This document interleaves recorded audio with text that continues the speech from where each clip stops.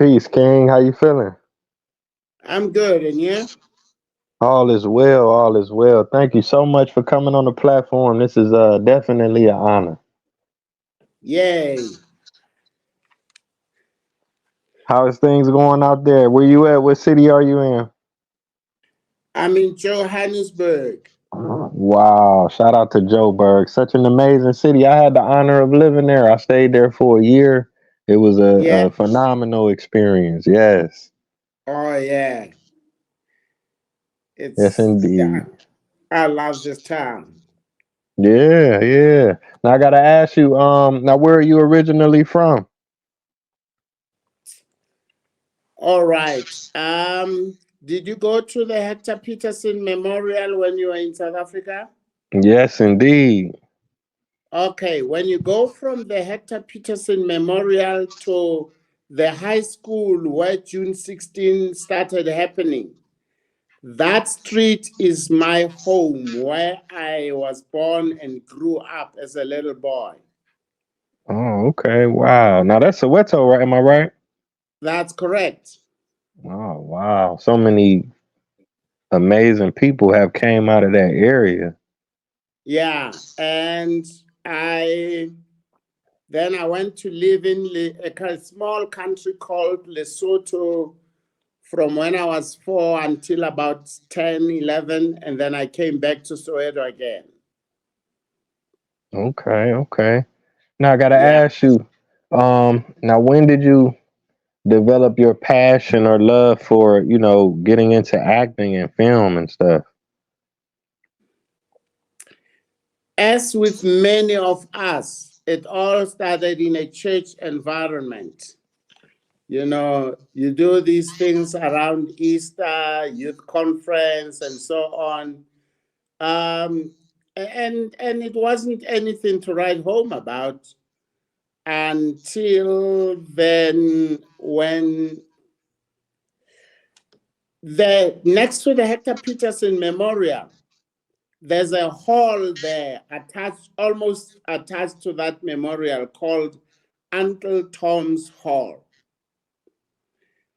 The godfather of so-called township theater, Gibson Kente, used to take his plays to that hall. And so as an 11, 12-year-old in the 70s, late 60s, early 70s, I went to watch his plays there at the hall. And as little boys, we went in for free. And really, I can say that's where I caught the bug.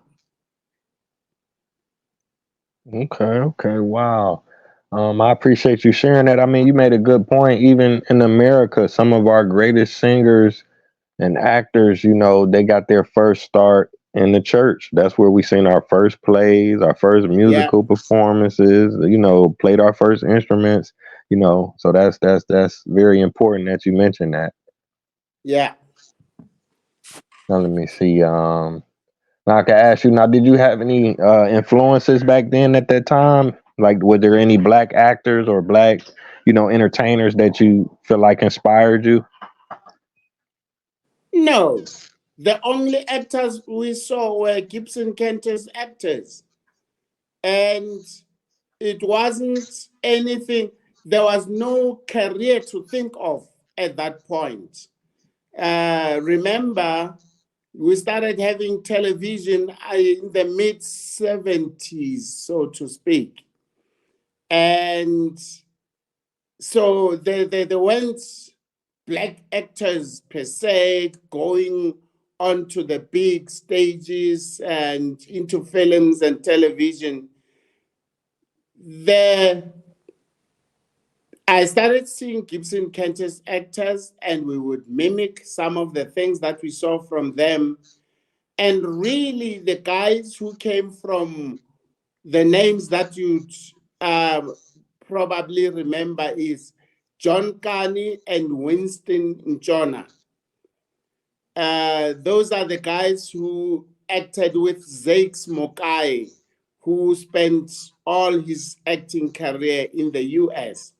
And so the first play of theirs that I saw was called Sizwe Banzi's Dead, and the other one was called The Island, about two prisoners on Robben Island.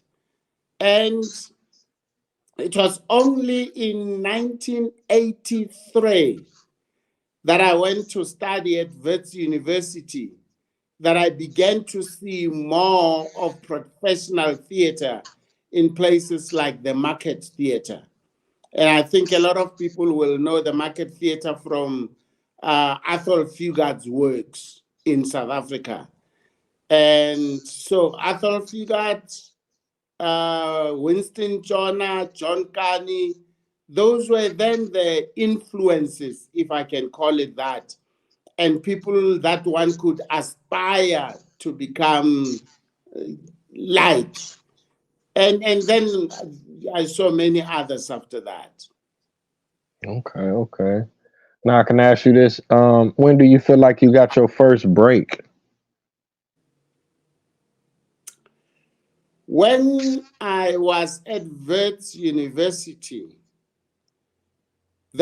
it's interesting that the first major play that introduced me to the media and to audiences was the very Sizwe Banzi's Dead.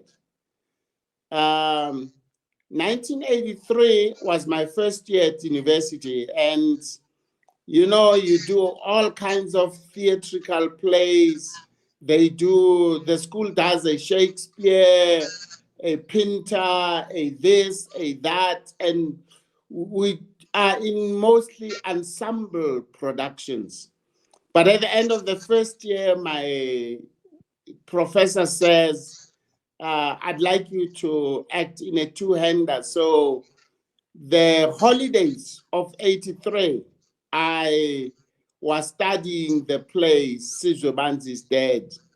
And so 84 is when I went on stage. That's when I got my first review, my first professional review. And I remember the reviewer saying, Jeremiah Mofokeng is a name to remember, and a lot remains to be seen from this actor. And so as a student, that was like the breakthrough. But if you look at my resume, you'll see that on television, there's a production called The Line. And it was about the violence in South Africa pre the elections of 94. And that is really the work that introduced me to audiences in South Africa and especially in the UK. So that really was my breakthrough acting wise.